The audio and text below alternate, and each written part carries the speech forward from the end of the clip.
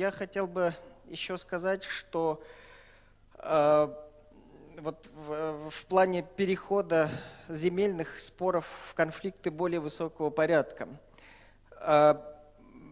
Конфликт очень часто между жителями равнины и переселенцами. Исконные жители равнины очень часто апеллируют к тому, что отобрали земли у них. Но хотел бы обратить внимание аудитории на то, что у старожилов никто из них не говорит о том, чтобы изгнать тех, кого переселили еще в советское время, когда были плановые переселения. Вот это очень важный момент. То есть у людей есть традиции добрососедства и нормального сосуществования вместе. У старожилов есть претензии к тем, кто переселяется сверх квоты, пытается обустроиться на равнине, минуя законные процедуры. Этот вопрос Константин поднял, и хотел бы обратить внимание именно на это, что жители равнины требуют законности, именно законных процедур. Они в основном обвиняют вот таких переселенцев в том, что те пользуются правовой неурегулированностью статуса земель отгонного животноводства. А правовые проблемы вот со статусом у этих земель действительно огромные, там их масса. Возникающие на этих землях поселения, они незаконны. А попытки узаконить разными способами эти поселения, они есть, они, естественно, вызывают протест. И, к сожалению, еще один момент. Жители равнинных районов почему считают, что необходимо навести порядок с самой системой отгонного животноводства? Потому что, по их мнению, земли эти давно используются не по назначению, не для отгонного животноводства. И вот дальше переходит конфликт этот на более высокий уровень. Жители равнины начинают считать, что эти земли рассматриваются не как аграрный потенциал, а именно как возможность приобретения территориального.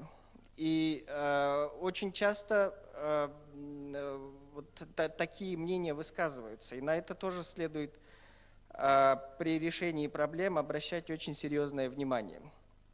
Кроме того, к сожалению, вот земли, опять же, эти очень неправильно нарезаются. И часто бывают такие моменты, когда земли отгонного животноводства практически вплотную подходят к поселению. И поселение, вот люди, которые жили на этом месте, да, всегда, оно не может уже расширяться территориально. Такая ситуация сплошь и рядом есть в Бабаюртовском районе, например, в селении Новое Тамаза-Тюбе. То же самое селение Кумли в Ногайском районе Республики Дагестан. То есть люди не могут, и соответственно начинаются конфликты с кем? С теми, кто на землях отгонного животноводства, которые затем переходят в этнические конфликты, потому что переселенцы иноэтничны. Да? То есть вот эта вот правовая неурегулированность, она и провоцирует этнические конфликты, она приводит к этим этническим конфликтам. И вот эти вот земельные споры неминуемо начинают переходить на более высокий уровень. И еще один момент очень серьезный, это то, что вот это отгонное животноводство перестало быть отгонным. Овцы теперь пасутся круглогодично, никто их не перегоняет обратно в горы. И колоссальная нагрузка на земли равнинные просто неподъемная. И в итоге мы получаем экологическую катастрофу, которая уже есть на севере Дагестана, в Ногайском районе. Это самая настоящая экологическая катастрофа, когда пастбища не успевают восстановиться. И люди видят, во что превращается их земля. Да? Вот территория, где они живут, во что она превращается.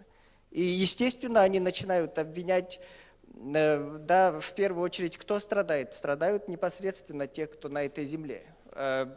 Вот вам, пожалуйста, еще один мотив для перевода конфликта на более высокий уровень, на межэтнический уровень.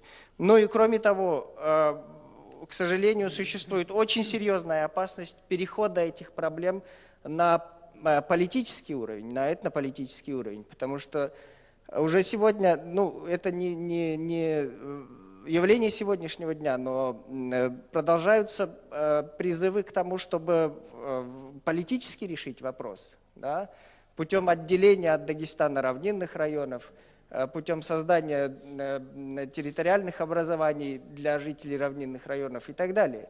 И это тоже очень серьезный момент, на который следует обращать внимание. Потому что люди не видят желания властей решать эти проблемы. То есть проблема существует, она загнана вглубь, никто ею не хочет заниматься серьезно. Да? Просто перевели земли вот в Дагестане, например, перевели земли в республиканский резерв. Да? Вот это республиканские земли. Но статус этих земель, что там происходит, этим ведь необходимо заниматься. Чиновники этим не занимаются. Республиканские власти этим не занимаются. И в итоге вот этой нерешенности проблемы, проблема переходит на другой уже политический уровень. И появляются политические лозунги. Это все очень тревожные сигналы, которые говорят о том, что проблемы действительно очень серьезные и необходимо их начинать решать.